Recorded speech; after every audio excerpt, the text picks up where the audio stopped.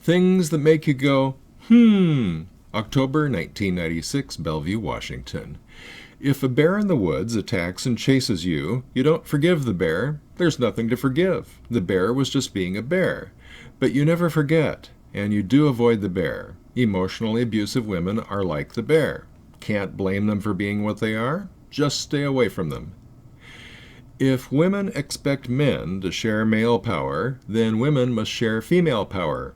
Yeah, right, like that's ever going to happen. Few black women in positions of power will talk about the plight of black men. Is McKinnonism the new McCarthyism?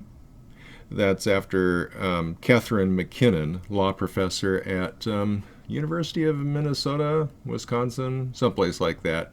She conceptualized the idea of hostile environment sexual harassment and has written several books that are just absolutely insane. In 25 years, only the faces of power have changed. Of course, today I would say in 45 years, only the faces of power have changed. Feminists complain that women have to work twice as hard for half the recognition. In the 1970s, that may have been true, but at least the white men in charge gave jobs that paid a living wage to anyone who was willing to work twice as hard for half the recognition. Now, with increasing frequency, women are in charge, and if you're the wrong color, the wrong sex, or live on the wrong side of the ideological tracks, they won't hire you no matter how good you are. Men will express their feelings of insecurity when women stop swooning over men who don't.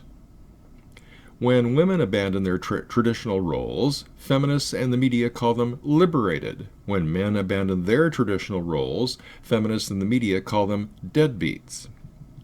Feminists say the personal is political, but when it's men, feminists advocate policies indicating that they believe men's personal experiences don't count. That is, the male personal is irrelevant. According to Dr. V.W. Pinn, director of the Office of Research on Women's Health in 1996, 85% of the NIH research budget funded basic science, 10% was allocated to women's health, and a measly 5% went to men's health. What do you get when you put the letter W in front of the word omen? Think about it.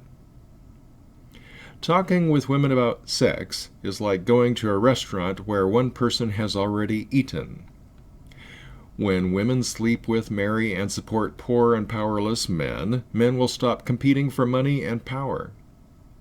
If black women are doubly oppressed because they are black and female, then why do they fare so much better than black men? For that matter, why do they have longer life expectancy than white men? Feminists feel threatened by the idea of an artificial womb. If marriage oppresses women, then why does it give them title to men's property and earning power even if it ends in divorce? If men should be required to pay their ex-wives financial alimony to make up for lost income, shouldn't women be required to provide sexual alimony to make up for lost sexual services? The Battered Woman Syndrome is a "the devil made me do it" defense. Feminists say women are afflicted by a false consciousness. So, who says the feminists are not similarly deluded? Post-menopausal Germaine Greer complained of too little male attention, and she's considered a leading feminist writer. So what does that make men who complain of too little female attention? We can't stay away from this person. In the 1970s, Germaine Greer complained that she was oppressed by too much attention from men. Now she complains that she is oppressed by too little. Does this prove that there is a God? If Bill Gates was a woman, how many people would not buy his software? For the Backlash at Backlash.com, my name is Rod Van Mecklin.